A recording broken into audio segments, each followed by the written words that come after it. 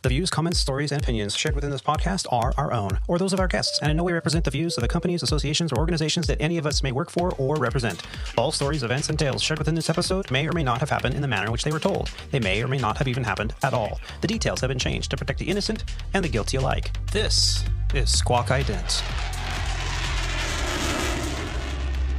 You're listening to Squawk Ident, an aviation podcast that explores the many pathways to an aviation profession, the challenges that a professional aviator can expect in today's marketplace, and we share many stories along the way. I'm your host, Aviator Tony, a professional airline pilot currently flying for a U.S. legacy airline with close to 20 years on the flight line. Welcome aboard Flight 97 of the Squawk Ident podcast, recorded on Monday, December 6th, 2021, from the Aviator Sound Studios from somewhere in Southern California. On today's flight, we have the honor in speaking with a captain whose journey in aviation is filled with opportunity, courage, and determination. We first introduced him on Flight 89, Remembering 9/11, where he shared his experiences on that unforgettable day that changed the course of history. He is a veteran of the United States Air Force with 28 years of service as an instructor, evaluator, and safety officer on the KC-135. He also has amassed more than 30 years on the flight line at Legacy Airlines, both as a flight engineer on the Boeing 727 and 747, and as a pilot on the Fokker 100, the Boeing 757, 76, the DC-9, and currently the A320 family of aircraft. Captain Pete Lindner joins us today to share his amazing journey. Now that our pre-flight is complete, let's get ready to push off the gate and start those virtual podcast engines. Flight 97 of Squawk Ident is officially underway. Assisting at the controls today is a superb aviator and Squawk Ident podcast co-host. He is a former international professional racquetball champion, a member of the 9G Club, an A&P and avionics tech, an RC aircraft commander, a boat skipper, a commercial drone operator, and currently an Airbus pilot for Legacy Airlines. The name we use here on the show is an alias to our employer, a U.S. mainline carrier. From his mobile podcast studio high atop the 7th floor of the Renaissance Hotel in beautiful downtown Phoenix, Arizona, where he is recovering from the infamous Cornish pasties. Help us in welcoming our very own Mr. Rob D. Rob, how you doing? I'm going to go into a food coma here in a minute if we don't get this thing over with. That Cornish pasty or pasty, I don't know how they call it, was really good. So I had I think they called it the original, which had like beef, potatoes, onions, peppers, and it was huge too. I mean, it was probably twice the size of my stomach. I ate it all. Man, I love that place. Every time I get a layover downtown in Phoenix, that is a staple. Yeah, it's pretty good. Pretty good. Can't wait to try another one. Different flavor next time. Yeah, and we've featured the Cornish pasties on the show a while back, about a year ago. Oh, do we? When we were doing the from the plate segments that we haven't really done in a while. So maybe, hopefully, we'll get a little more into that on a future episode. But yeah, that's a fantastic location. Good beer, upstairs and downstairs eating areas. I like the upstairs spot because they've got pool tables and things like that, and the music's louder up there. Yep. Yeah. And I'm sorry I'm late because I actually had a surprise lunch date with one of my mentors as a young man growing up. Remember, we interviewed Colonel Mark Furman, so had lunch with his dad, John Furman. So, oh wow, yeah. So and everyone down there last minute. That's fantastic. And how's everyone doing? Everybody's good.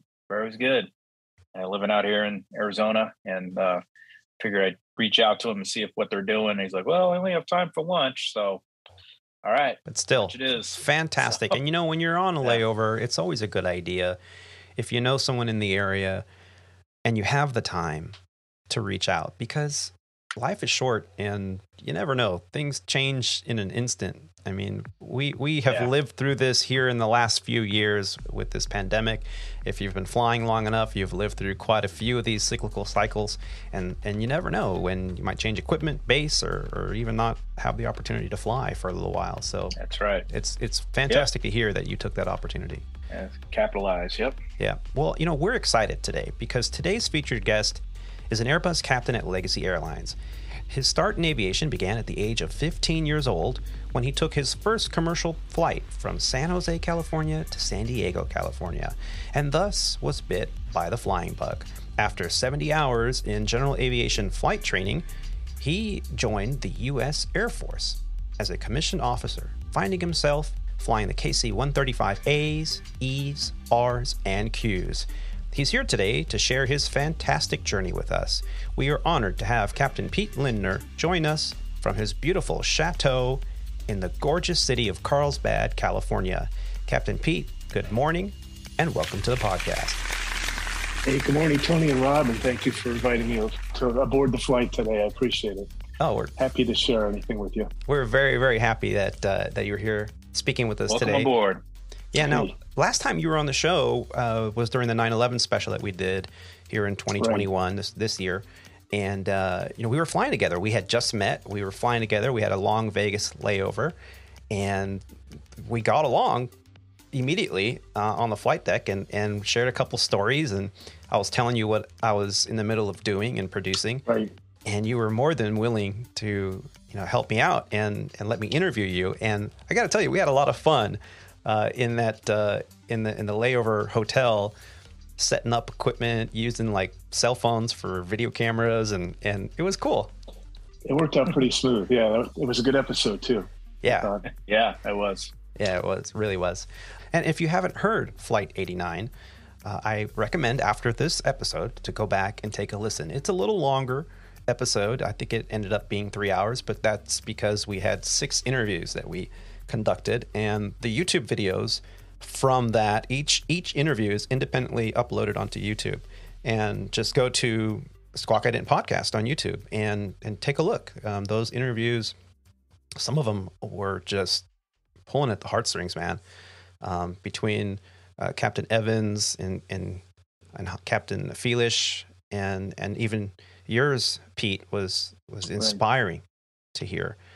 So yeah, definitely check those out on the YouTube. Yeah, it was a very emotional day, and a lot of people had some special stories to tell. So yeah, but let's find out about your fantastic journey. Now, you were telling me in the pre-show, we're kind of reviewing your story and kind of getting ironed out everything we were going to talk about today. And you're telling me that at 15 years old, you had never flown on an airplane before, and you took a flight to go visit. Was it your sister? Right. She was down in grad school at San Diego. And back in the early 70s, late 60s, which is kind of my era, people didn't fly as commonly as they do today. My kids have been all over the world, of course, and I'm sure your kids as well at age 2 and above.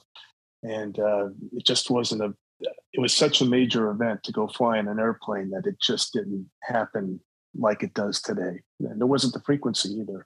So it was a big event for me to go down there. And I think I was on a PSA flight. Tony, I was telling you earlier, there was that was back in the days of the short shorts and the high boots of the flight attendants. And I think that was, that helped out my desire to be in the aviation business. It's kind of fun to be a part of that exciting era.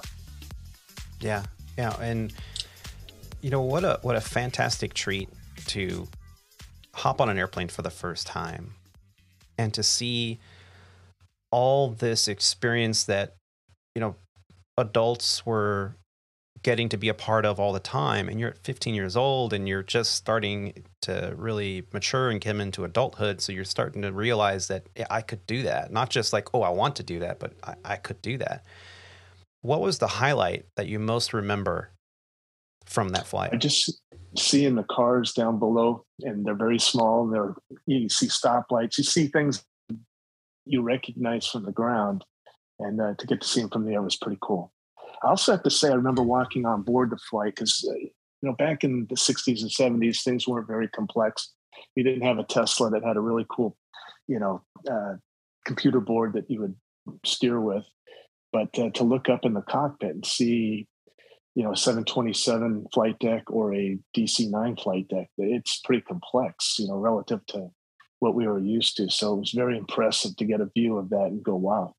These guys, pretty much know what every button is. So that's pretty cool. Yeah, I think that's one of my favorite moments is when a younger person will ask to come onto the flight deck during the boarding process, and they look around at all the buttons, and usually 5, 6, 7, 8 years old, and they look around and they're like, whoa. And I love it when they ask, do you really know what all these buttons and lights do? No. And I'll go, I don't know. It lights, it goes ding, and I go, what's it doing? But the truth is we do, and it's amazing. Right. You think that's impossible to know what everything does, but you just have to tell them, right? If it's shiny, those are the ones we touch all the time. And if it's dusty, we never touch it. So, and if you have a question, just go on YouTube and you figure it out. Yeah, exactly. That's right. YouTube. I mean, it's amazing what's on YouTube now at these, how to start up a 737 video. I'm like, how does your airline allow you to do that and not get reprimanded? Right. Yeah. Right. So you had this flight, it inspired you, and you were 15. When did the leap happen where you started thinking, I'm going to take flight training? Right. Well, I can even back it up a little bit, as we all can. And you see signs from your past. You like to build airplane models, or you like to draw airplane pictures. So you see everything leading up to it. And then when the light turns on, that, hey, this is a pretty neat thing.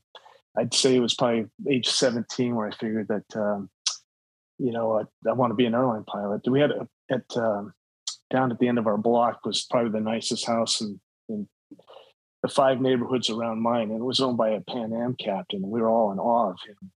And it's like, wow, I kind of want to do what he does. He travels the world. He makes good money. I didn't understand the job at the time, but as it turned out to be the perfect job for a guy like me. So I'd say around 17 when I decided to do it, and we looked into probably the best way to become an airline pilot was to start off with a degree in aviation, where I decided to attend San Jose State, which had one of the best aviation programs in the 80s at the time. And that's where I enrolled.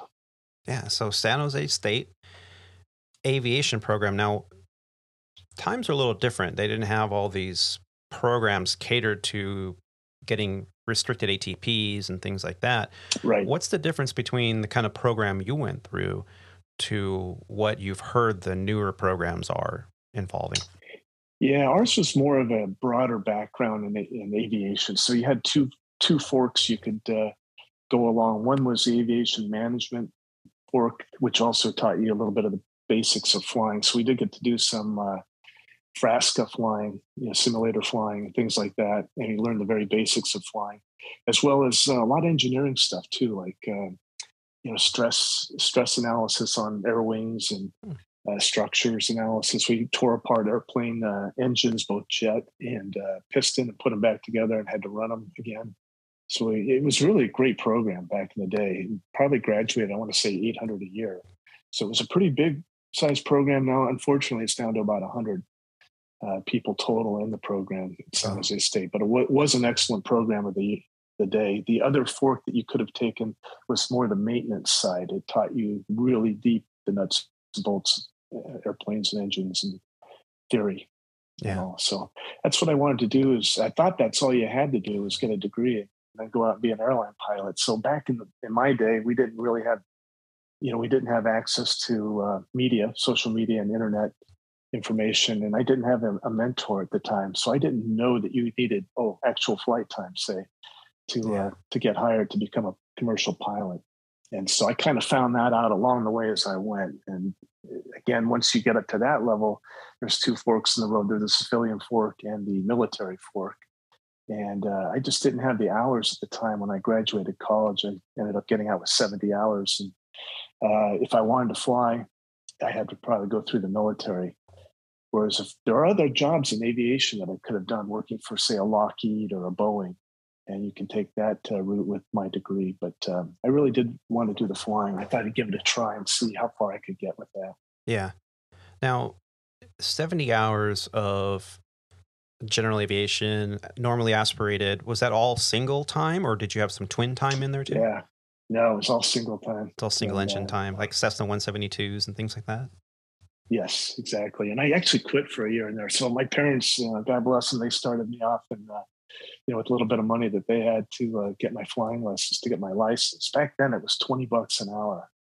Oh, wait. Wow. So, but that was a lot to me back then. 20 but, an hour for the 20 airplane hours. or with airplane and instructor? Airplane instructor, I want to say, was 28. So it was pretty cheap. I know.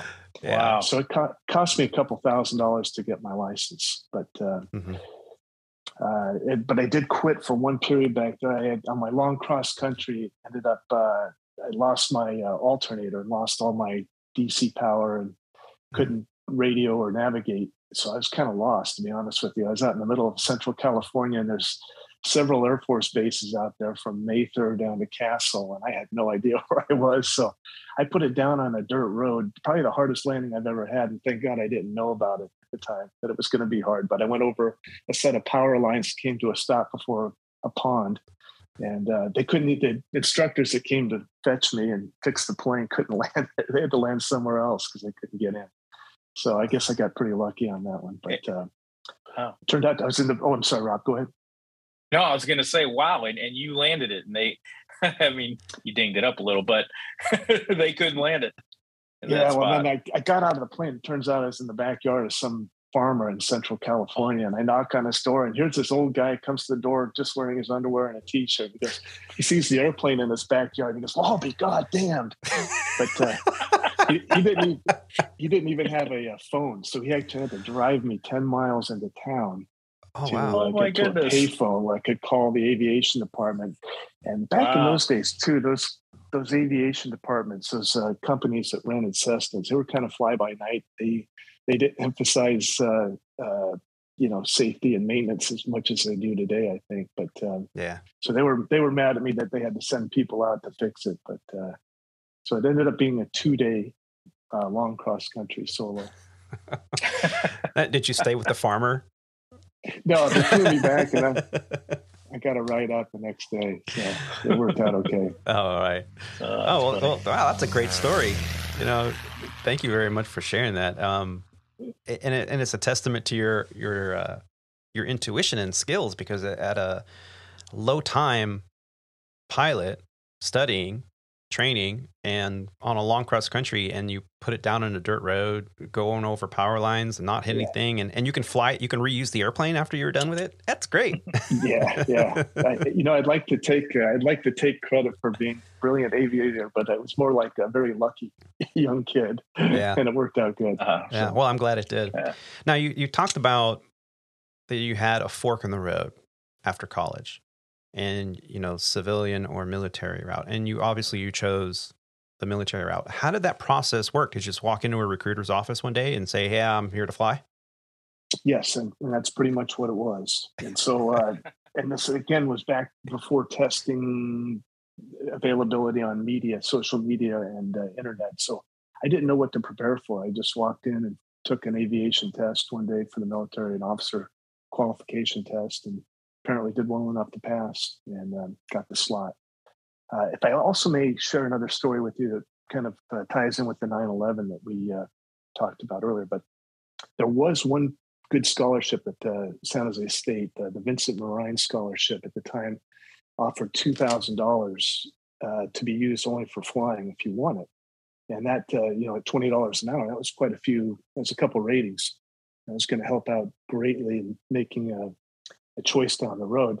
And I ended up interviewing for it, coming in runner-up. And the gentleman I came in runner-up to was Jason Dahl, who was eventually the captain on the Shanksville airplane for United Airlines at 757. So he did go the civilian route. He did get his hours, and who knows if that scholarship was that fork in the road that he took that led him to where he ended up eventually. So interesting story.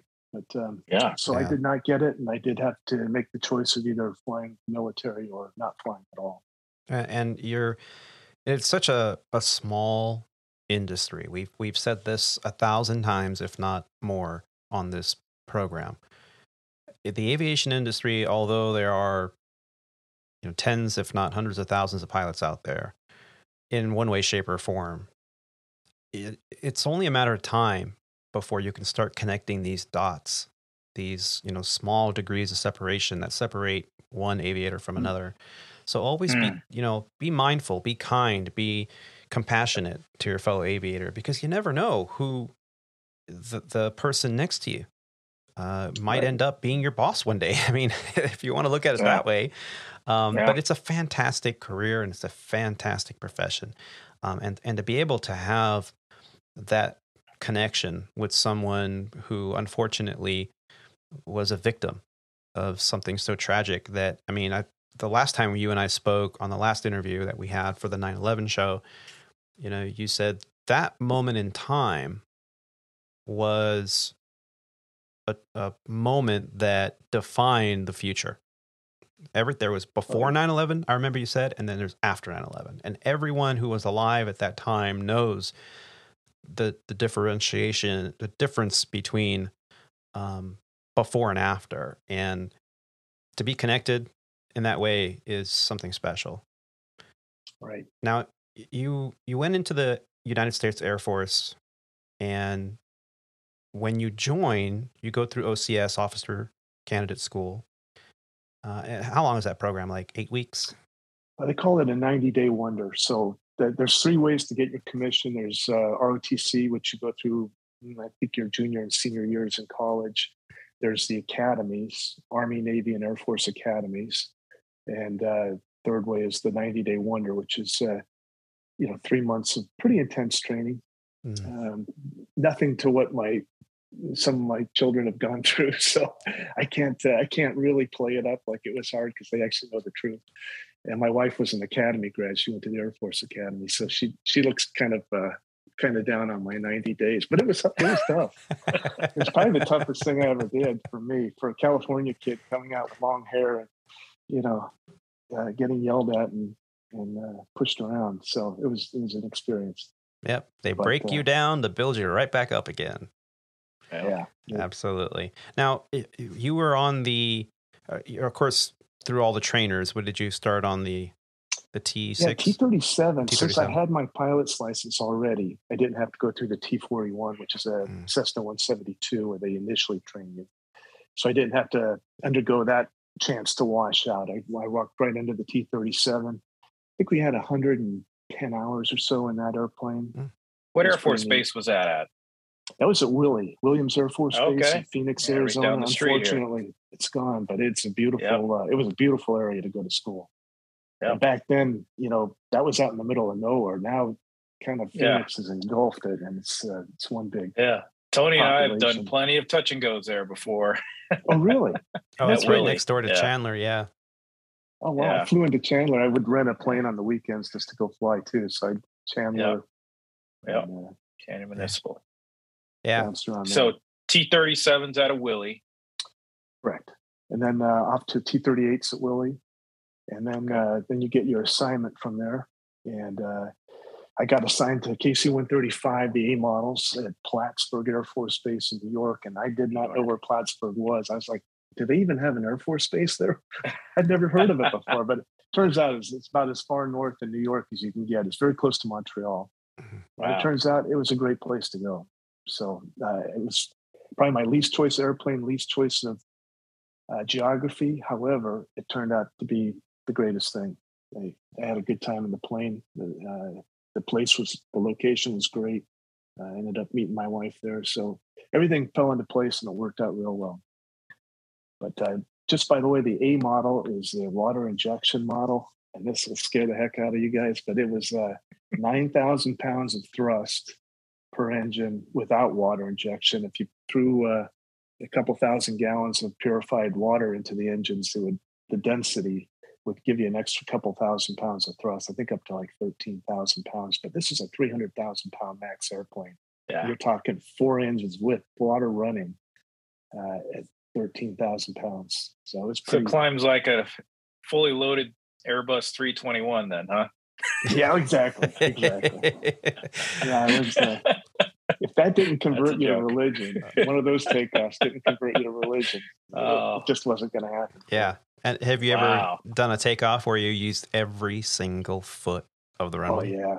And you'll notice every Air Force base, or at least the SAC, or Strategic Air Command bases, are all 12,000 foot runways, 12 and 13,000. And that was for a reason, because they didn't want to pay for the good engines and make it safe for us. But hey, Yeah. we're 22. We have a couple hundred hours of flight time. Let's give it a shot. See what happens. It's interesting. It's a common theme because, I've read over the years that many neuropsychologists say that, especially in men, that the human brain is not completely formed in its development until well over the age of 24. And the part that has a hard time, that takes longer to develop, is that that critical sense of danger, or that critical sense of repercussions. And so that's why they say men are more immature than women, because that sense of, hey, if I do A, will I get hurt, or, what will be the repercussions? And if you don't have that developed or matured until you're 24, 25, and these young soldiers, so they love you when you're 18 or 19 years old, right out of high school or college. And because you're like, oh yeah, we could do it. Sure.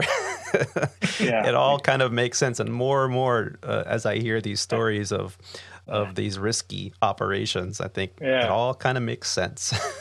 Here, hold my beer. Hold my beer. Watch this. Watch this. Yeah. I'll be back in 10 minutes. Hey, I'm 60 and my brain still hasn't developed yet. So I'm told. So I'm hoping any one of these days. Yeah, that means you're still young. Yeah, there we go. So you went from the A model that had the water injection, and we understand that, you have this, it's a jet engine, you have a compressed air in the turbine, and if you inject water vaporizes in, then that creates a higher, was it oxygen concentration?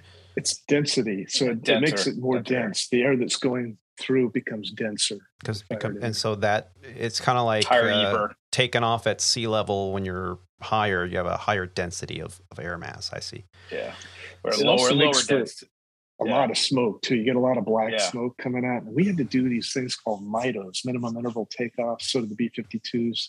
And it's 12-second timing behind each other. And so you'd have, anywhere from 3 to 10 planes taking off in a row with a minimum of 9 seconds and a maximum of 15 seconds apart. So it was challenging because you could not see the guy ahead of you with the black smoke from the other aircraft. Wow. Ooh. And so if you had a reject consideration, the call out was tanker 90 knots abort.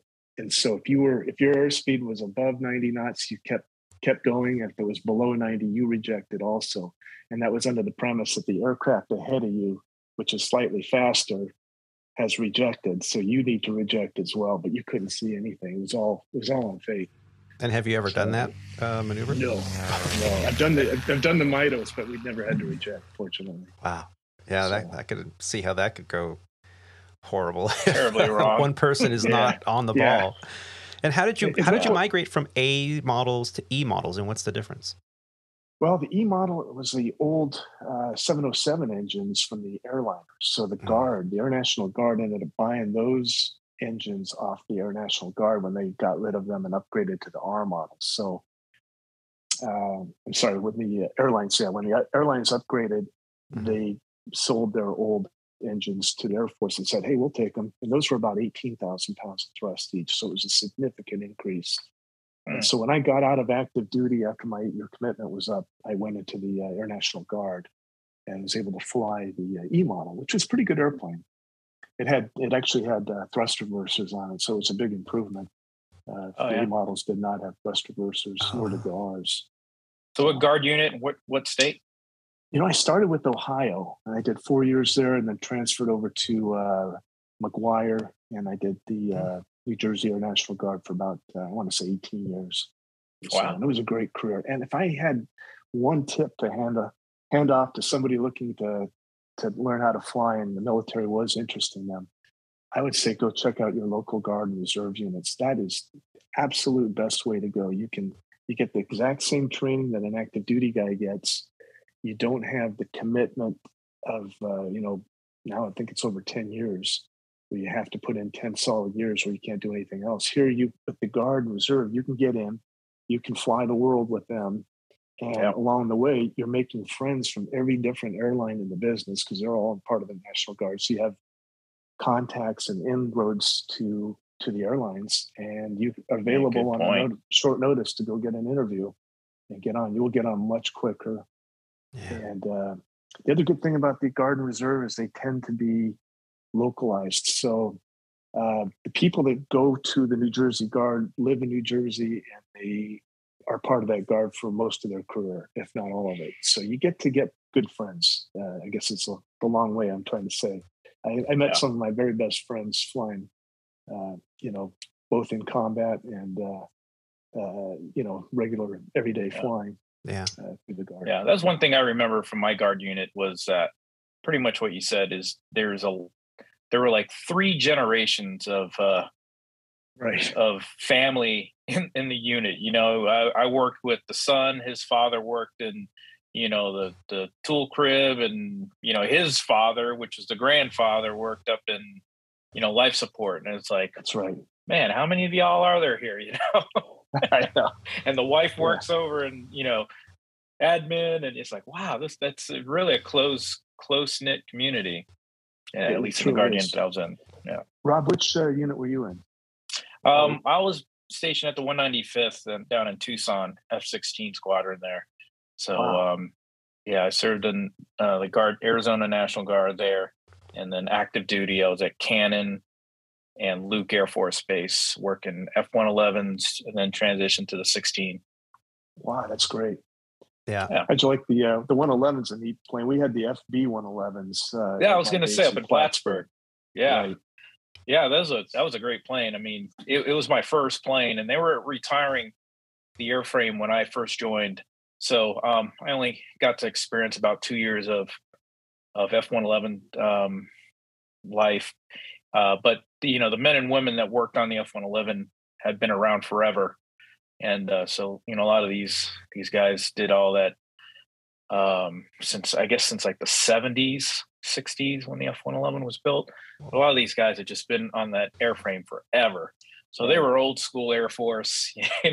Here I am, the young whippersnapper walking in. I mean, I was so wet, green behind the green face and everything. And, I'm just there to learn. And they're just like, oh, it's going to take us 30 years to teach you what we know. Well, he probably walked in there with 300 hours total, and they're teaching you this complex jet that is multi-speed Mach. Yeah. Well, see, I was enlisted too, so I was on the ramp. I was turning wrenches. So, the old crusty, staff sergeants and master sergeants were, teaching us how to work an airplane that they've known forever. So, and the positive aspect of that too, Rob, is, it's one thing to get instruction from someone who has mastered their craft, and it's another to get instruction from someone who has mastered their craft for over multiple decades and knows what not to waste your time on and how to do things so efficiently, so accurately, all the little tricks of the trade. Techniques and everything. That is just the most valuable thing to master something. And it was almost similar to like a Guard unit, the active duty 111 squadron, because I mean it was the last squadron that the Air Force had of F-111. So like I said, all of those guys have been there forever. They've been working on F-111s forever. A lot of them retired only working the F-111. But that was kind of similar to what it felt like when I was in the Guard unit in Tucson. These guys have been there with the F-16, been with the Guard unit since they got 16s. And, I think I remember watching a senior master sergeant changing a tire on an airplane. And I'm like, you'd never see that active duty. Active duty, if you were above a tech sergeant, you were, managing or, working an office job. And this, senior master sergeant, is E8, out there turning wrenches on his own airplane was, it's eye opening. And, so I was like, wow, let me go give him a hand, see if I can learn something. Hey, if I can add one other thought to that whole process too, of there's only 1 to 2 guys hired at each Guard unit per pilot slot per year, typically. Right. And sometimes it's not a bad idea to try and get into the unit in some other capacity, whether it's, as a flight deck officer or like an intel officer or something like that. And then you make your contacts and you have a better shot at one of those 1 or 2 slots the very next year or the year after. Also, you can earn your college degree that way too. You can get paid by the military to go to school, and they'll take care of your college bill for you while you're an enlisted guy in that case. And you're still making contacts with people, working with the flight department. You get to know the squadron commanders, and it's a great way to get in if you're not one of those, one or two people selected right away. It's kind of like rushing a fraternity. You got to put your time in, and sometimes that may be the way to go. But from my point of view, that's the absolute best way to get your flying experience. And thanks for bringing that up. That's a good point. Very, very, very valid and solid. Yeah. Yeah. And with the high cost of training nowadays, and I mean, what a great way to not only serve your country, but also to, have them help with college expenses, aviation training expenses. And in the end, I truly believe that the product that they will give you is always far superior to going the civilian route. I mean, I'm a civilian pilot. I know Rob did a civilian training as well for aviation. So we don't want to knock that. I mean, that's extremely valuable. No. But yeah, if you have the opportunity and the inclination to serve, you have given us some fantastic routes. I wish I really heard this 20 years ago, because I probably would have changed my outlook and the path that I took. Right. Also, you don't even need a full-time guard job to get your hours. They'll take you as much as you want to give them as a part-timer. So you could fly 20 days a month there to build time. And it's fun flying. If you're in a C-117, you're traveling the world. If you're in a fighter plane, you're up there pulling G's and doing neat stuff. So I don't know. It's a great way to build your time and get paid as well. And like you mentioned, that's the great thing about a guard unit versus active duty is, if you live in a particular state and you go to your local guard unit and you get hired on at that unit, you're going to, am I right in saying you're going to be at that unit? So you can be home in the evenings. We're dealing with picking up and moving the whole family to wherever you're being, based. Right. So there's plenty of benefits to going the guard route. Yeah. Now you mentioned that you were on the A model and then on the E model. What's the difference between the E model and the R model now? The R model is a big step up. That's with the CFM engines that we fly with the Airbus, and so they have a lot more thrust and a lot more capability. They're nice, as you know. They're actually probably not even our favorite engines anymore on the Airbus. However, as a military guy, they were brilliant. They got you up no matter what your weight was, and they were pretty clean. They didn't throw a lot of smoke out, so you wouldn't be seen in the sky as easily. Which comes in handy when you're in combat zones. Well, you just turn those chemical trails on and off, right? The chemtrails. There's that switch. Yeah, that's right. Did you have the toggle switch on that, or was it the push button selector? It was a push button. It was a push button, and I didn't know what that was. One of the upgrades. Yeah, that was one of the buttons I didn't know. Yeah, well, it's guarded. It's a dusty button. Yeah, exactly. It's always in the on position, right? With a copper wire tie on it. So yeah. Hey, who turned off the chemtrails? Hey. Oh crap. Yeah. Oh, that's fantastic. I did get a chance to fly in 5 different combat capacities, or 5 different conflicts, I should say, during my time. Now the tanker is not as sexy as an F-16 or an F-111. However, it's a necessary job, and you still get to be in the action, just a little bit farther up. Yeah, and what can you tell us about that? What were some of the day-to-day missions that you would participate in? The one that I had the most combat sorties in was Afghanistan. So right after 9/11, I got sent out. I was deployed before Christmas. So if it happened in September, I was probably gone late November.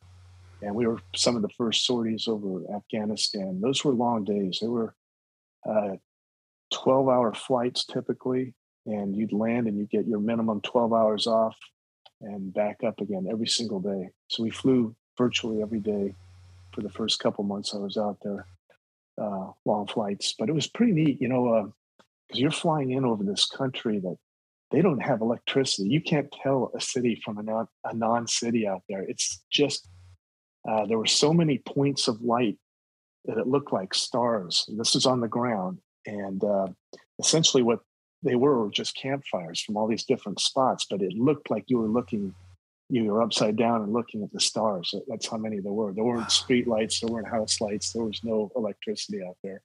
It was just an interesting country to be operating in. And so it was pretty neat to be a part of the very first activities over there. Yeah. We slept in tents out in the desert of Oman. It was a hot desert. It was 120 degrees every day, but you got used to it. Yeah, I can imagine. Yeah. You know, but it built air a lot of conditioned camaraderie. tents, though, right? They were 20 degrees. They were good for 20 degrees. So yeah. you walk into your 99 degree. Oh yeah, they would cool it off 20. So it was like 99 degrees, and you were like, "Whoo, it's chilly in here." we had cable TV in Prince Sultan Air Base.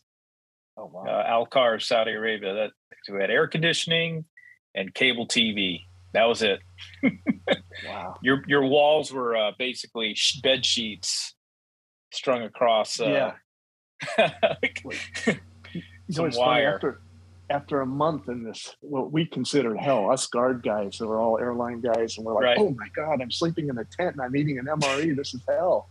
Well, after about a month, we start seeing these guys with scraggly beards coming in, and they'd just be there for a couple of days, and they'd go to the shower tent. And it turns out they were special forces, and that was their R&R. They were coming to our hell, and that was their R&R. There's their luxury right there. And here we are, men coming in. Yeah, no more complaints. Complaining that we had to walk down the street to go to the bathroom or take a shower. I don't have a remote control for the HBO. This is ridiculous. The Air Force sucks. I know. I'll talk to my congressman when I get home. Insert military branch joke here. Yep. Yeah. No, so now you've been on a few deployments and more than a handful of missions. When you're flying a KC-135, how many pilots do you have on a 12-hour mission? Just two of us, and two of us and one boom operator, and that was it. So 3 pilots on board the aircraft complete? No, 2 pilots and one boom operator. He's the guy that flies the pole that goes into the receiver aircraft to get the fuel. Any so other just three people? Any other service members on board usually, or no? No. In operational missions, you were able to go up to, I want to say, 21 or 24 hours of crew duty days. So they were long days. They extended. So how do you deal with like if you have to have a meal or use the restroom? Do you like get up and use the restroom and come back, or is that something? Yeah, it's just one of us. One of us at the controls at all time, and that was it. But pretty much didn't sleep during the flights. So you're kind of busy actually. Yeah, getting stuff ready and going through codes and whatnot. But and what's the typical flight level for you? It depended on the airplane you were going to refuel, but you'd always cruise in fairly high, like 29 or 30, because we were heavyweight going in there. And then if it was like an A-10, you'd have to go down low to refuel them. We used to not like flying the A-10 missions because you're only a couple thousand feet above the mountaintops there, and they can actually shoot at you and hit you with small arms and whatnot. And you're going slow because the A-10s go slow, and so you're kind of vulnerable down low. Flaps out and everything. Yes, going 200 knots trying to refuel them. So we couldn't wait to get out of those. The AWACS were probably the best missions because they took a lot of gas in one connection. AWACS you were going home early with the dish. Yeah, that was always a good thing too. But, speaking of bathroom breaks, one of the few times we ever got shot at in my short career there doing that stuff was I had gotten up to go to the bathroom just before the refueling track. And all of a sudden, I'm in the tiny little bathroom that we have in the 135 trying to go to the bathroom, and the plane starts banking up multiple directions. And I'm thinking, these idiots, they're trying to make me, pee on my shoes. I'll give them hell when I get back out there. It turns out they're actually going around some chafe and explosions that were going on. So I had this brand new young second lieutenant, he's flying this plane going all around trying to avoid getting shot at. And I thought they were trying to play a joke on me. But so my first time in combat, I was in a bathroom. It's not the most glam. I don't think they'll make a movie about that one. but if they do. Well, you definitely won't hear those kind of stories at a Part 121 airline. Although, awesome. I did have a captain over at Sandpiper that used to like to play a joke. Nowhere near as exciting as what you just told us, but we had the walk of shame, as we've talked about a few times, that the only lavatory on this 50-passenger jet was in the back of the aircraft. So if you had to go use the restroom, you had to take the walk of shame. So the flight attendant would come into the flight deck, and you would go and walk past every single passenger. Hello, hello. And you went to the back of the airplane, and you used the lav. And on your way back, everybody, the pilot had to use the restroom. So then you have to swap out. Well, we had a captain that knew exactly where the circuit breaker was for the lavatory light. So he would have the flight attendant look through the peephole, and he would say, yeah, he's in the bathroom. And he'd go, okay, great. And he'd wait like 3 alligator. 1, 2, 3, pull the breaker. So there you are midstream. Oh, crap. And it went jet black dark back there. And you're like, son of a... And so, and then the light would come on and then go off and come on and go off. And you get back to the cockpit and, you're like, thanks a lot, asshole. Nice. Did you ever get trapped back there, Tony? Where, it's open, come on out. So we swap places, they come in, you go out. And as soon as you start walking out there, another passenger gets out and they go in the bathroom. You're like, so now you're sitting there in the middle of the aisle. You're like, hi, everybody. I'm next. Yep. And you're facing them because everybody's facing forward and you're facing them. And you're like, yep. Especially on a full flight, there's nowhere to sit. Yeah. There's Springfield out there, Lake Michigan. God, I wish I hadn't eaten that pasty in Phoenix. I wouldn't have to go right now. Come on, hurry up, pitch it off already. Now, we were talking about like mastering your profession. Well, there are techniques that we used to really love when flight attendants would do. One was because it's a security issue. You're not expediting your biological need, and you're putting yourself at risk when you're out there on a small regional jet where you don't have a lav in first class and you have to go to the back of the airplane. So what I really enjoyed was when the flight attendant would go, okay, stand by, and they would go to the back, they would make sure no one was in the lav, and they would lock it. And then they'd come up to the main galley, and then they'd open up the partition door for the closet, and they would use it like a partition between the galley and the flight deck door, the cockpit door. And then when they would come into the cockpit to relieve you, they'd say, okay, the bathroom's empty, it's locked, and I put the door there. That way, when the exchange is happening, there was a barrier there, which was fantastic. And those were security conscious flight attendants. I always gave them a kudos for that. I made sure I documented it because that is how we should be doing business 24/7, especially now in this day and age with all these disturbances. They're just losing their minds. Yeah. I think it's the mask that creates the hysteria. But hysteria, yeah. So, and then there were those that they're like, oh, you need the bathroom? Okay, I'm ready. And you'd go back there, and like you said, Rob, you'd walk back there, and as soon as a passenger sees the pilot coming out of the flight deck, everybody knows what's happening. Come on, if you've been on a flight in this past decade, you know exactly what's happening. And they go, oh, I better get in there before the pilot does. And then you're sitting there waiting, and it's like, is this person like taking a dump? What's going on? It's been in there a long time. You knock on the door. You're gonna be much longer? I gotta fly the airplane. So these little techniques, and there's nothing wrong with briefing your flight attendant before the flight, or asking the captain to brief the flight attendant before the flight. In the event that we do this lav break, please make sure there's nobody in there. Lock the door. Come up to the front. Let me know you've done that. And then, because you can unlock the door from the outside. I'm sorry, Rob, you were saying? Oh no, I was gonna say there was also one situation that we were cruising along at somewhere over Central America. I mean, Central United States, not Central America, Central United States. and remember on the 145 there was a second cabin phone behind us. not behind us, but all the way on the wall in the back of the cabin. So we're cruising along, and I hear a chime, the intercom chime. So I pick up the phone. Hey, it's Captain Rob. And I hear this voice. It's a male voice, which we had a male flight attendant too, but a male voice on the other end says, "Hey, where are we?" And I'm like, let's see. We're over Columbia, Missouri. Oh, okay.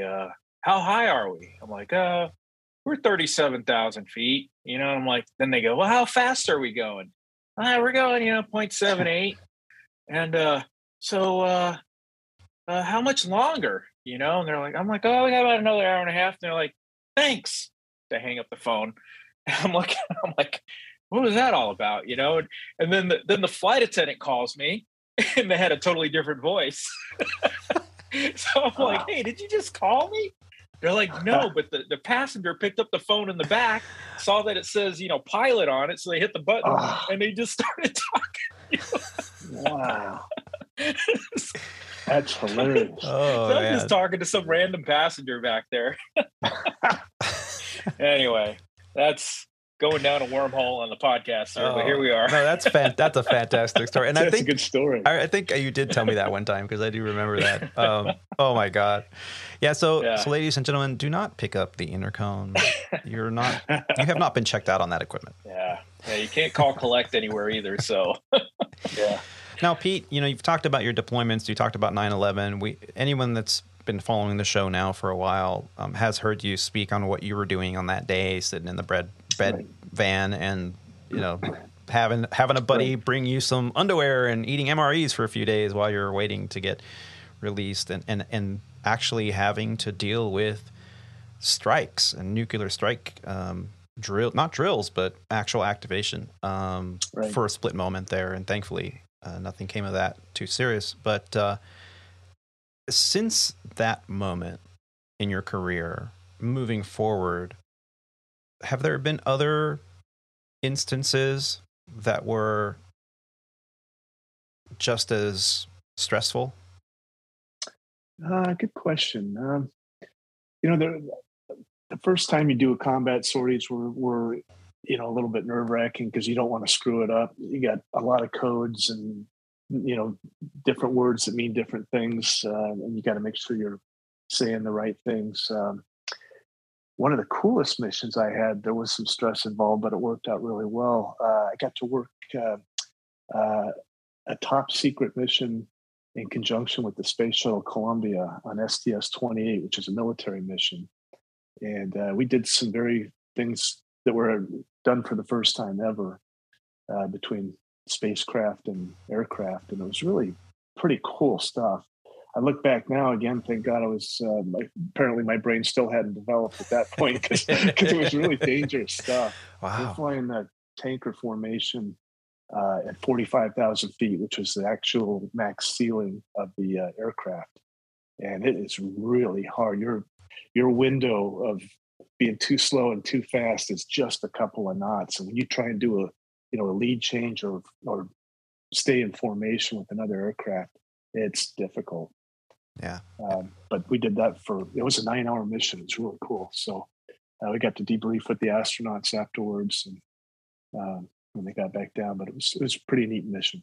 Yeah, and for those listeners that don't know the term or are unfamiliar, we in the industry we call that the coffin corner.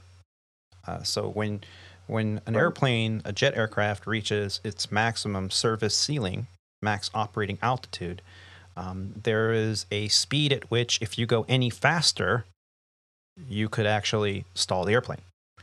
And if you go any slower, you can stall the airplane. And when that window, as the higher elevations you get up there, and the aircraft gets up there and finally levels off because it doesn't have much performance, you get into this very tight window of safe airspeed. And any kind of critical, the space between critical Mach and stall speed. So when you get in this little coffin corner, they call it that because faster or slower, you'll be in a coffin, right? You're going to stall. And it's very, very, very difficult to recover. You have to descend and lose a lot of altitude before the airplane has the characteristics and the performance to come out of it.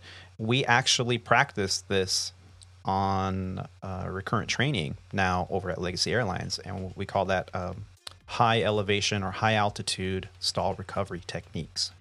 The FAA has changes the required maneuvers now and again every few years, and that was one of the more recent changes because of recent events that happened around the world with stalling an aircraft at altitude because of that very narrow band of safe airspeed. Now we're going to take a break, but we'll be right back with Captain Pete Lindner.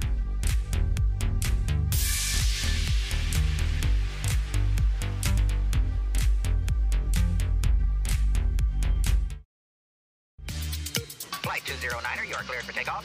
Roger. Huh? LA departure frequency 123.9er. Roger. Huh? Request vector. Over. What? Flight 209er, clear for vector 324. We have clearance, Clarence. Roger, Roger. What's our vector, Victor? And ladies and gentlemen, we're back. Now, Pete, did you need to use the restroom at all or anything? You're good? So you're going to make a flight attendant come in here and take my place? Yeah, we're going to do the swap. Yeah. I know where the circuit breaker is. Walk of shame. It's right here. That's right. Go ahead. I locked the bathroom door. You're good. You know, fast forwarding to my very first flight as a flight engineer at Airlines back in 1992, I'm sitting up there, and apparently the captain and the flight attendants had made a plan ahead of time. And the flight attendants made an announcement. This is the flight engineer's first flight ever. We're going to give each one of you a pillow. This shows you how this dates me, because everybody got pillows back in that day. Yeah. That's a long time ago. But everybody had a pillow, and whoever could knock the hat off of the flight engineer was going to get a bottle of champagne.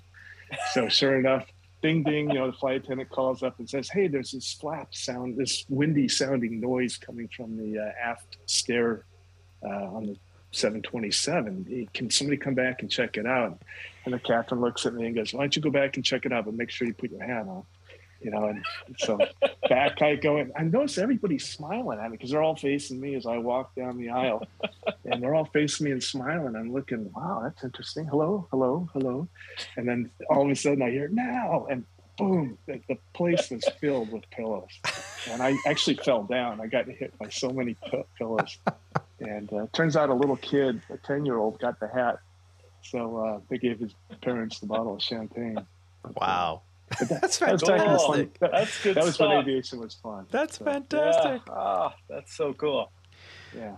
Good story. Thank you for sharing that. Now, we've been talking with Captain Pete Lindner about his fantastic journey in aviation through the U.S. Air Force. But we also want to talk about how you got your start in the civilian aviation industry or the airline industry. So, you talked about making all these connections in the Guard, the people that you were working alongside as part-time service that you were doing. Was it like 2 weekends a month or something like that at that point? Yeah, actually I hadn't got the Guard job yet then. So I was just active duty and then got out. Back then it was hard to get a Guard job because we just finished with Gulf War I. And so they were full already, and they just didn't have many slots. So that took a few years. I probably didn't get into the Guard until 94. Mm-hmm. So I was out for 2 years. I'm sorry, yeah. So that last, and we kind of have been learning this in the course of a few of the interviews that we've done with a few of our previous guests, where they talk about that 1 year transition, a year before your active duty assignment is set to expire. Most aviators will start looking at civilian jobs or what they're going to do next. And they've got about a year where they're really focusing on getting out applications and having that next step. And some of these groups have been formed to help service members get a job in the civilian ranks. Were you able to participate in any of those organizations? Good question. No, because my departure from the Air Force came pretty quick. So what happened was I owed 2 more years because I upgraded to instructor. And I was waiting for my next assignment to come when the military decided to allow early outs. So on a Friday, I found out about early outs. And then the following Monday, I put in for it. And 3 months later, I was on the streets. So I did not have resumes done. I did have my ATP, which I'm fortunate to have gotten. Another interesting note you'll probably laugh at in today's world, but I got out with less than 2,000 hours, even though I was an instructor pilot in training flight, which there's only 4 on heavies in training on heavies. And they just didn't fly. Our whole mission as Strategic Air Command was to sit nuclear alert, and that's what we did. Yeah. And we got maybe two 3 or 4 hour flights a month, and that was it. So there was very little flying to be had. So I got out with really 1,700 hours, 1,750 military hours, and by that point maybe 100 and something civilian hours. Wow. So I guess I was lucky to have a job, but that type of qualifications was good enough for the airlines back then. They would take you with less than 2,000 hours as long as you were military, I think. Mm-hmm. It's a big player. And so you applied at what we call here on the show Legacy Airlines. Was that the only airline that you applied to, or? No, I put out everything to everybody from commuter airlines to all the majors, and pretty much didn't get any phone calls at all. It was I only got one phone call, and that was at Legacy Airline. And I did get a couple phone calls from a commercial or the private jet, Learjets and Gulfstream companies. Two of those called. I actually got 3 job offers on one day. One was from Legacy Airlines, and then I got one from Apple Computer and one from another Gulfstream operator up in the Bay Area. So I took the Legacy Airline, and here I am today. But the career wasn't as smooth as it didn't take off smoothly. Let's put it that way. I had 2 years on station before they started furloughing, and my number was called. So I went back out on the street for a couple of years. I was fortunate enough to get picked up by a major cargo company, and I flew a night freight for 3 years. And I flew 7.5s and 7.4s there as an engineer on the 7.4. Yeah, and we called this freight company Brown Box Air Cargo. Correct. Yeah. Brown Box Air Cargo. And what was that like? I mean, a lot of people want to go fly for that cargo outfit. It's one of the most well-respected. And you got to flight engineer on some major heavy stuff, heavy equipment. Was it really just a completely different bag, or is it just that much better, or it's just different? Good. Those are tough questions to answer. For one thing, at the time that I got hired, the top captain, I want to say, was making $96 an hour. So they had not broken through with their big pay that they are today, and they are outstanding today. So we weren't paid the best, and it was tough flying. It was all night long. They do have some day flying, quote unquote, which is like 4 p.m. to midnight. And as you get more senior, you can hold that. That's probably the way to go if you didn't like the all night stuff. But you would be gone. Typically, they would do week on, week off, or 2 weeks on, 2 weeks off, and they do that for your circadian rhythm. So once they can get you into that night shift, they wanted to keep you there. So the plus side of that was if you commuted in, you only had to do 1 commute a month. However, the bad side, at the time I had little kids, you were gone from their lives for 2 solid weeks. So you missed parent-teacher conferences and piano lessons and everything of everyday life. And you were kind of a stranger when you came back, and you were on a different time zone on your body. And it took a little while to get comfortable with that. And again, if that was the first company that had hired me, I'd be there to this day and been very happy. But having got to work with the people in the passenger industry, and it was a very tough decision. It came down to the very, very last night of whether I quit one company or quit the other. And I made a tough call to come back to Legacy. And then, but I continued on. In total, I did a total of 7 years on the B scale. And if you guys are not familiar with that, back in the early or mid 80s, they decided to not pay the pilots very much. The people that were already on board got the high pay, and the people that were coming on board forever after for the next several years were going to get very low pay. And by low pay, I mean, maybe $18,000 a year to start. By my 5th year, I was probably making mid 30s. And then it wasn't until my 7th year that I finally got into decent pay. So today we've come a long way.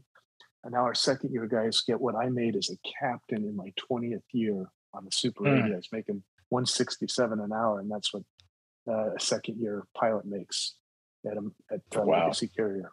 So we've come a long way, but it was not pretty in the beginning, and it took me 20 years to make captain. I was the most junior captain for 1 month of this airline, and that was in my 20th year, because I was hired at the very end of the hiring boom that had started in the early 80s and went to the 90s. With that said, I have to say I can't complain. Financially, we're doing very well. So it is a very good choice in career. And I think people such as yourselves who are younger and going to really soar with your seniority, you guys are going to do really well, especially the new guys coming in today. It's an exciting field to be in.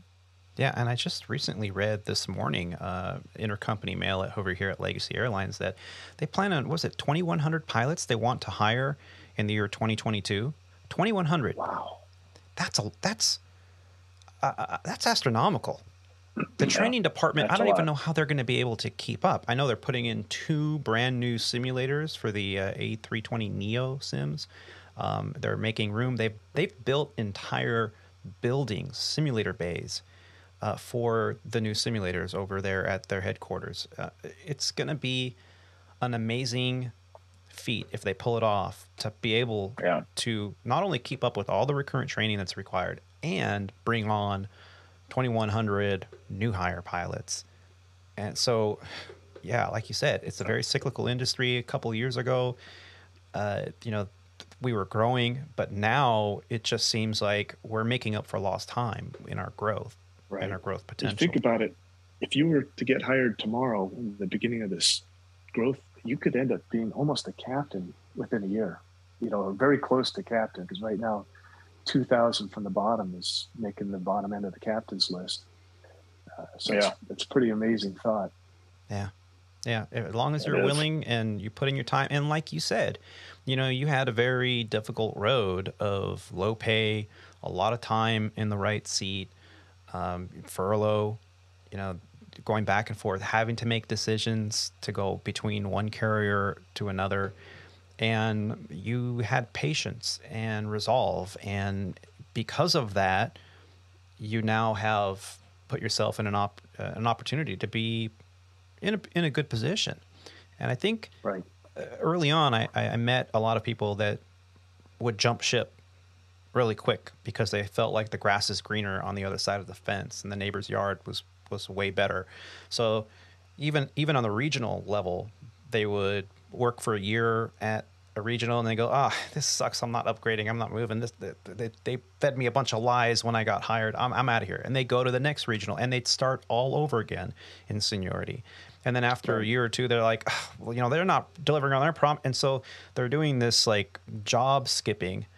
And after the course of a decade, they look at their friends at their first regional who have all upgraded. They've made to captain, and now some of them even had some float-through opportunity or whatever.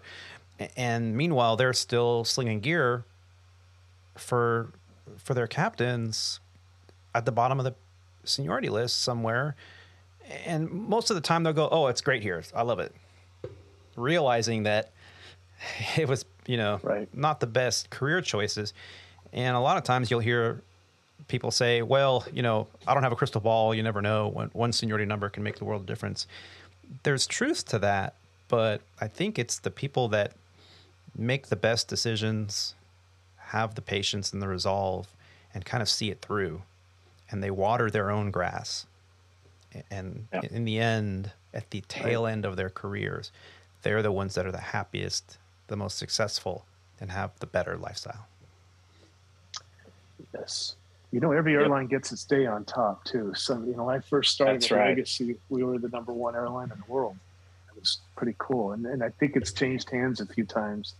So if you just wait around long enough, you'll be, once again, part of the best in the industry. But it is pretty exciting. So you spent 20 years back and forth before you upgraded. Right. And you know what? The bright side of that, or the good side of that, is I got to observe captains, both good and bad, for 20 years. So it gave me a lot of tools in the bag that I could use when I'm flying with a difficult guy like Tony here, I know how to handle him now. Yeah, you got to watch them too. Yeah, you got to watch him like a Before hawk. start checklist, stop rushing me, damn it. Yeah. It's not 10 prior yet. Always I don't run checklists until we're on the clock. Drop that brake now. Oh, yeah. You do get to see the good and the bad. Yeah. So. And it's true. And it's absolutely true. I've said that many times. You have to just kind of keep your mouth shut and be that chameleon sometimes and observe and take special note, because you learn from the good and you learn from the bad. You learn how not to be, the mistakes, and how just always have that in the back of your mind, how maybe I'm going to do it better when I'm in that seat. And yeah, I've been taking notes. I got like 5 pages on this Lindner guy right here. Yeah. You're nobody unless you got your employee number carved on the back of the stall door in the bathroom. You remember that? Yeah. Yeah, we used to have over at Sandpiper, the Embraer logo was on the yoke, and it was just a plastic cap that popped on and off with a clip. And every single pre-flight, what did you do? The FO will pull his cap off or her cap off and look at it and read the back of it. And, I can only imagine what they say now. Yeah, but, I know. There was always like 1 or 2 pilot names pictures or some hieroglyphics on there. Yeah, that's where they used to hide all the good porn was underneath the caps. So and then the company was like, "Stop putting porn. You've offended some pilots." And yeah. Times have changed, like you said. Yeah. Now, so you marched on and did your service. You did your time. When did you retire from the Guard? 2012. 2012, I was done. And you upgraded to captain when? 2011, I want to say. So I just made captain on the Super 80, and was flying that pretty much on reserve for legacy in the background. And was this always what base was this on the 80? New York. So here's what happened. Kind of a funny story, if you want to call it that. So when I come back from furlough in 1997, I put down every single airplane I could as captain on my bid sheet. So I had 747 captain, MD-11 captain, DC-10 captain. Every plane you could imagine I had on there, including at the very bottom, Super 80 Captain New York. And I'm signing in for a 757 flight going to Caracas one night. And, I pull up my email on the computer. It's like, congratulations. What? Super 80 New York. What was I doing? What was I thinking? Somebody get a drug test down here now. There's a lesson here. Always know what your bid preferences are, and if you don't, remember what they are because you put them in there a year ago, go in, update, remove, delete, because the one that you don't want is the one you're going to get guaranteed. Well, if I could preface that story, nothing had been moving. This was back in 2009 or 10 when the markets were hitting a lull. They weren't flying much passengers-wise, and we had just switched over to age 65. So we had a glut of guys staying another 5 years. So we were going to get no movement for 5 years. And I never dawned on me that they were going to pick new captains. And sure enough, I got it. But pay attention. But you know what? I'm glad I did it. It's one of those things. I'm glad I got to do it. Yeah. I did that too. I upgraded first chance I got, and I was in New York. Yeah. Yep. Me too. And probably, as a matter of fact, I think I upgraded the same time you did. Yeah, I think you were in the 2 or 3, or maybe even 4 classes ahead of me. It was not long, like 6 months. Yeah, well, I'm saying when Pete upgraded in 2011, that's when I upgraded, and I got New York too. Well, obviously it was at Sandpiper, but yeah, it was on a plane that you had flown though. It was on a plane that you had flown before. It was so it was an easy upgrade, but I couldn't imagine.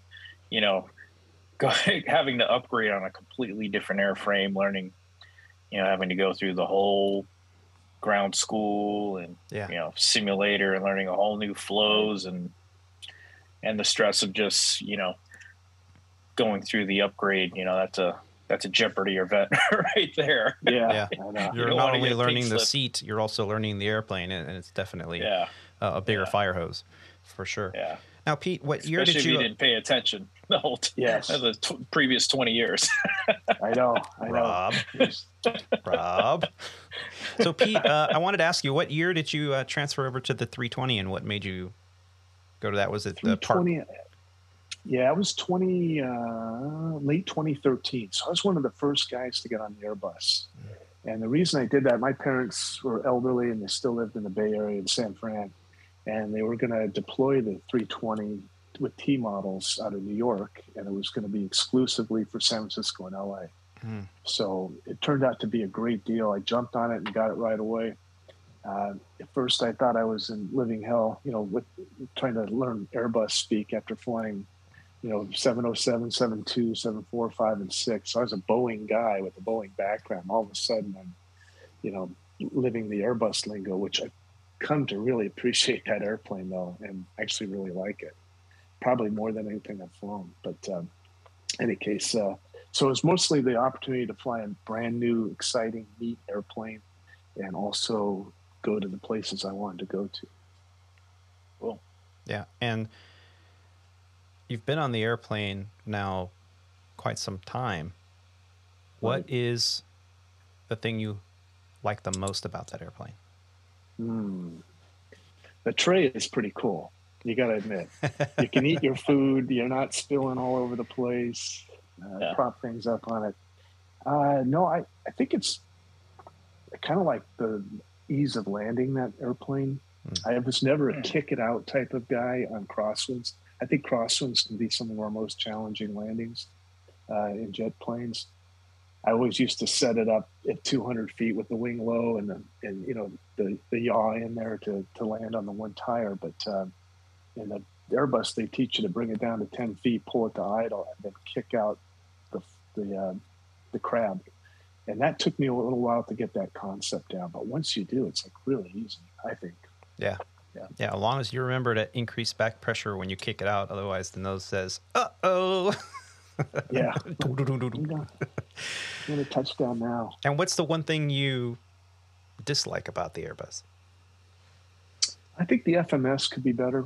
There's certain things about when it wants to start down, and when you're flying like the approaches into, say, San Francisco or Los Angeles that have a lot of step down fixes, it likes to dive down, level off, dive down, level off. So in the back, you're getting the forward and back motion quite a bit every couple miles. And 757 other FMSs make it a nice, easy, gentle descent to constant descent all the way down. Yeah. The other thing I miss deeply is the green arc on some aircraft that would show you where you're going to descend at, where you're going to be when you get to the bottom of that descent. So you can tell that you're going to make a restriction really easily visually.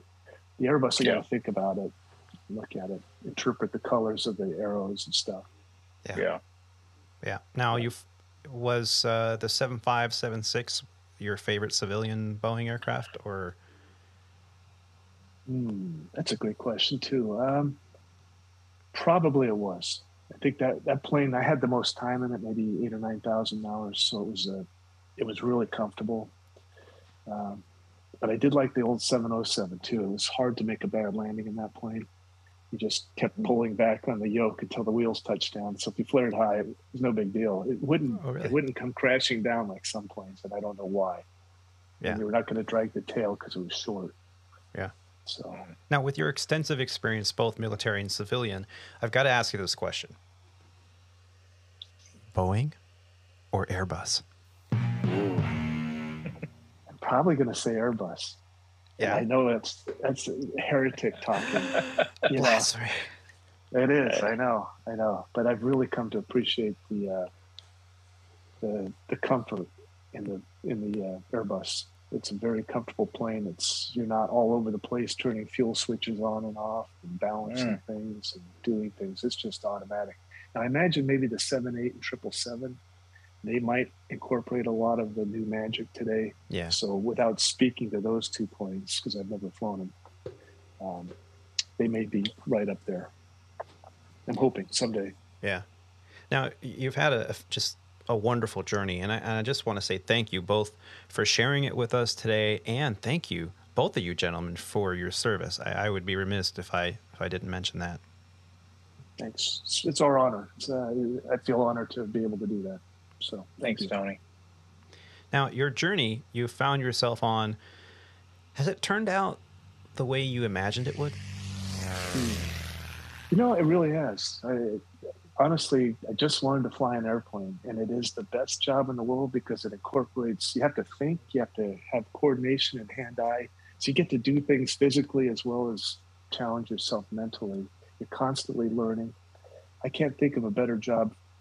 Maybe second baseman for the Yankees would be a better job. But other than that, which is hard to get, I can't think of a better job for me personally. So yes, it has turned out. I've gotten to do what I want to do. The money is really nice, and I get to see the world. And whether it's Tulsa or Paris, you get to see really cool places. Yeah, and you can have a good time just about anywhere you are. Yeah, very true. Speaking of good times anywhere you are, do you have a favorite layover or favorite layover event? Yeah. You know, lately it's been Hawaii. I love doing the Hawaii flights, but that's the aircraft I'm on. But I do miss parts of Europe. I miss London. I do miss Deep South America was fun too. Buenos Aires, great food. I guess it's turning into all about the food with me now. So food events are major. If you can get a great steak and a nice glass of wine for under $10 in Argentina, say, that's pretty cool. That is. And like I say, you can enjoy anywhere, whether it's Omaha or Switzerland. And there's always good things to do. And when you get to fly with great people like we see in our airline, it's nice. Yeah, it's better. Yeah, I second that. The people you fly with make all the difference in the world. Now, everyone has obstacles along their journey, and there are challenges that we have to overcome, circumnavigate. Sometimes it can be economic, sometimes it can be personal, sometimes it can just be the luck of the draw. What has been the biggest obstacle on your journey? I would say probably bad timing, and getting into the scene late, although I'd rather get into it at the tail end than not get into it at all. And so my seniority, for example, interesting story. I ran into a guy in Maui about 3 weeks ago, and he was flying his very last flight. He's on the 777 flying from Dallas, and he brought his whole family in there, and this was going to be his last 2 legs. And he told me a funny story. He goes, yeah, when I got on with this airline all those years ago, my seniority number was 3,800. I go, gosh, I won't get to that number until next year. I'm in my 31st year. So I started way back. So my timing was probably my biggest obstacle. I got on at 11,000 seniority. And here I am today in the 3,900 range. And I'm hoping to make it to the wide body range at some point. I've got 5 years left to go, God willing, and get to do that. Wow. So is that your goal here for the future, is some wide body flying? I think so. Hey, if I also may put an interesting thought out too, when I flew for the cargo company, they have a different way of paying their pilots. So all pilots get paid the same. All captains make $380 an hour. All FOs make $290 an hour. And the beauty in that is you get to fly what you want to fly. So as I become an old man and don't want to fly 14 hours all night to Australia, I transition to the Airbus. I fly day Hawaii trips, and I'm happy. I'm making this. I'm not giving up money to do that. And some young guy who, hey, let's go see Australia. Let's go do New Zealand, and let's fly the 787. He gets that opportunity, and he doesn't lose money. And so it works out. It's kind of a win-win situation. I wish we would adopt that here at Legacy Carrier. And the company saves a lot of money on training that way, too. They don't have to constantly trade 10 people for every guy that retires at the top. Yeah, very true.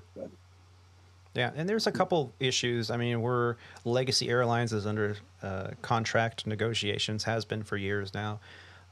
There are a couple great ideas on how to make things better. We've talked about paid vacation or premium pay during vacation days. That way people don't call in sick, and all these Right. multiple ideas. I did not know about the cargo operations pay structure. That does sound like it would really help. You know, you're getting paid for your years of service as a pilot, not years of service plus your Right. seat plus what equipment you're on plus if you're international or you're domestic. And there's so many variables. It's the most convoluted thing. There's a popular photo floating around, often used for a meme, where there's a college professor in a lecture hall with this 2-story chalkboard, and it's got this mathematical equation that's filling up the entire chalkboard.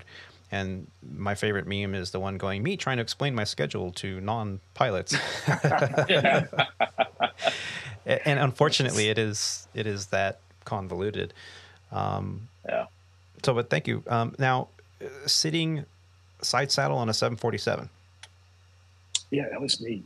Yeah. It's like watching it. You got a huge panel that you're working. So that was a pretty special plane, I got to say. And one of my favorite milk runs was the Hawaii to Louisville run, which they would fill it up with pineapples. And so I could walk down there on my break. I'd walk through the whole cargo compartment, and it's probably the best smell in the world. It smelled like it was heaven. It smelled like a giant pineapple. Wow. But yeah, Cool. Now I've got to admit, one of the things I wanted to have in my collection of memories before I died was to be able to sit in the cockpit of a 747. The reason for that is my very first experience in flying was at a very young age. I flew from Toronto, Canada to Italy on a 747. Wow. And it was the first time I got to go up to the flight deck. I think I was 5 or 6 years old, if that. I was very young. I don't remember the visual memory of it, but I remember that it happened. I remembered, having that flight. I remember the experience of being on the flight deck and having a couple people the pilots ask me some questions and whatnot. Yeah. Do you like gladiator movies? Exactly. And that really, it was huge for me. And the fact that there was the 2 levels and the spiral staircase, and there was a baby grand piano in their lounge that they let me see it, because the flight attendant took my hand and gave me a little tour. And I remember those little details. And I always said to myself, one of these days, I'm going to pilot one of these things. Well, that opportunity, unfortunately, will never be. But on one of their very last flights for United, I was able to get on a jump seat on my commute home to Los Angeles from Chicago on a United 747. Wow. And so there I was in the jump seat, and the gate agent came up and said, well, we have so many people on board. There's plenty of seats in first if you want to take it. And I looked at the captain, and I'm like, is it okay if I just sit up here? I'll be quiet. The captain's like, yeah, sure, no problem.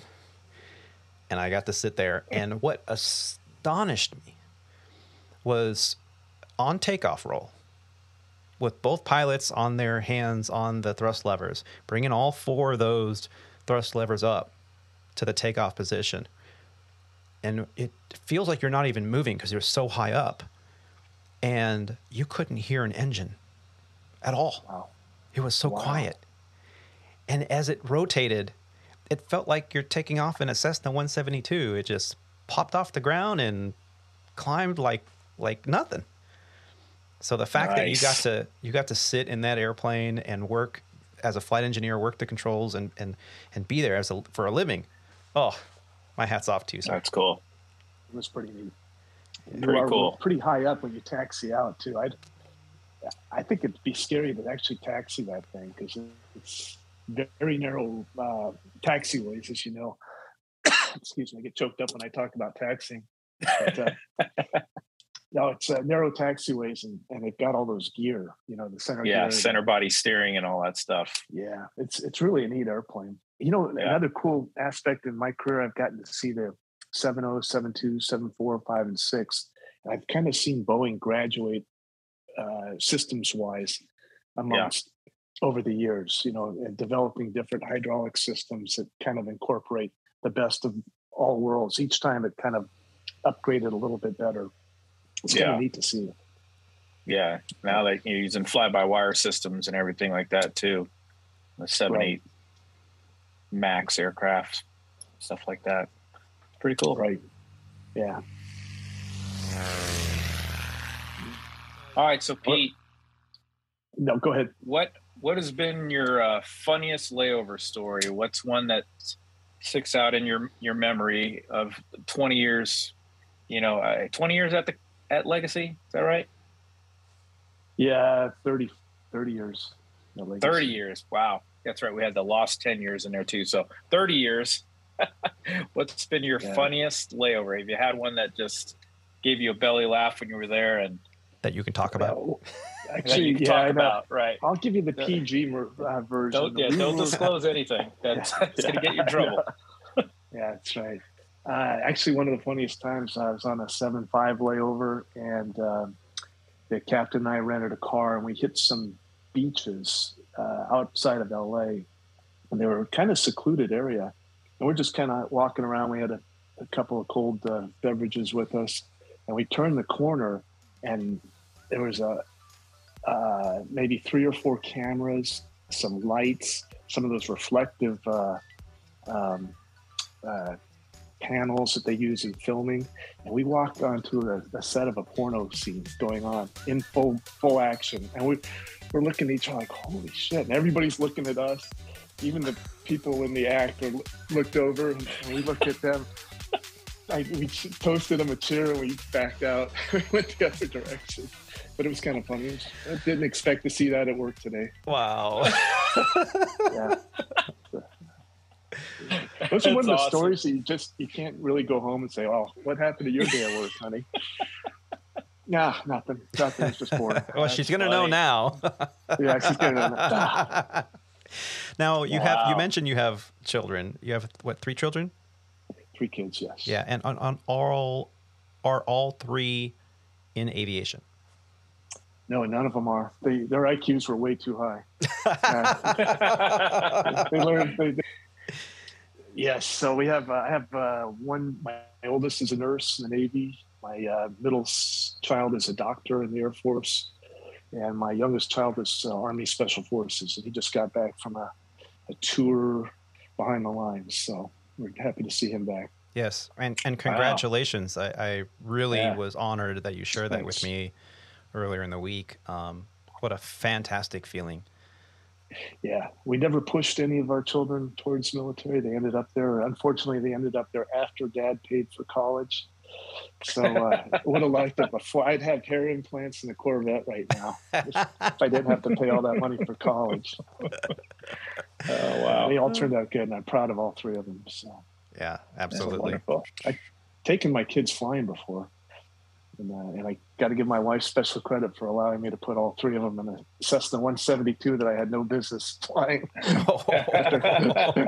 And flying over our house and bringing them back. But wow, as long as you can nail the landing and the sight picture. A lot of people don't realize. They think, well, I've got 300 hours and I've been flying Cessnas and I can land this airplane on a dime. You're an airline pilot. Why can't you land this airplane? It's like, well, we've been landing from about 50 feet up. You're landing from a few feet up. It's a big difference. But it's always stressful when you take your kids or your wife on a trip that you're flying, because if you don't nail that landing, they're going to be scared forever that they look at you and they're like, is now based on this guy's skills. Yeah, you may not get another redo. Yeah. You gotta grease it. Yeah. Well, I still get looked at on a daily basis and have my family members look at me and go, "And they let you fly airplanes?" What's your backup plan? Yeah. Well, last final few questions, Rob, would you? Okay, sure. So Pete, if you could go back and whisper in your younger self's ear, what would you tell yourself? Buy Amazon and Tesla at a low price, and you won't have to worry about work.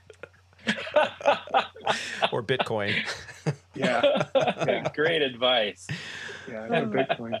I would say the Guard, the Air National Guard. I would let myself know about that secret.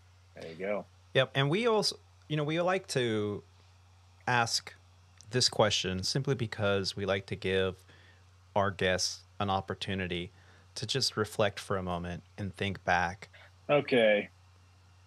Who had the biggest impact on your career in aviation? I could point to probably 3 instructors. So all you civilian instructors out there, you play a big role in somebody's lives when you're teaching them how to fly. But I know the guy that got me to solo was big. Shout out to him. The guy that got me to learn how to fly in the T-37. He was an interesting guy. He's an American legacy carrier as well. And he had 200 hours, and he had, my education in flying was his primary job. And it was like, there's 2 young kids teaching each other how to fly. It was pretty amazing that we survived that. But he taught me a lot of good stuff about flying. And then I'd say 2 instructors down the road in the tanker that were the old crusty majors that knew everything about how to fly the 707, and they were really good at what they did. And they were able to take me to new heights and, confidence and learning things by probably doing things just a little bit off the normal path. But they taught me a lot. They had some great tricks in their bag that they handed off to me. So that's probably my 3 or 4 guys that I'd have to credit for that. Nice. Excellent. Well, Captain Lindner, I just want to say thank you so much for sharing your journey with us. As our flight draws to an end, we would like to thank all of you for coming along this journey with us. A very special thank you to Captain Pete Lindner for sharing this fantastic journey in aviation with us today. I also would like to thank our very special co-host, Rob D, for joining us. Please help us out by sharing this podcast online and with your friends. Be sure to subscribe or follow to the Squawk Ident podcast on whatever platform you are listening on. We also love receiving listener feedback. You can send us an email or even audio feedback via our website at www.aviatortony.com. That's Alpha Victor, the number 8, Romeo Tango Oscar November Yankee.com. It's as easy as recording a voice message on your iPhone or mobile device and submitting it in an email. On the website, you'll also find audio archives, photos from the flight line, guest book photos tab, and the Squawk Ident Pilot Shop, where you can find an assortment of t-shirts, hats, mugs, and much more. You can also contribute to the show financially right there on the homepage. Facebook, YouTube, and Instagram users can find us under Squawk Ident Podcast. Also, we want to thank you, the listener, for taking time to listen to these grateful aviators. Keep the dirty side down out there. Be safe. And take care of each other. Bye, y'all. Thanks, Pete. Thanks, Tony. Thanks, Rob and Tony. See yous. Later. Later. Stand by, guys. I'm not pushing the button. 10,000 feet. Level flight. Airspeed 40 knots. Course 290. No automatic pilot. Thank you for that. Controls, 2,000 RPM. Trim. Mixture. Landing gear. Should be an indicator somewhere. There it is. Well, I'll need a checklist for landing. Maybe we can get that on the radio. Doctor, did they say anything about the weather? The captain said we were near Calgary, but we couldn't land because of bad weather. Fog? Yeah, it's closed down everything around here. Said we'd have to go through to Vancouver. Across the mountain? That's right. What about Vancouver? Is it clear at Vancouver? I think it will be by the time we get there. It's got to be.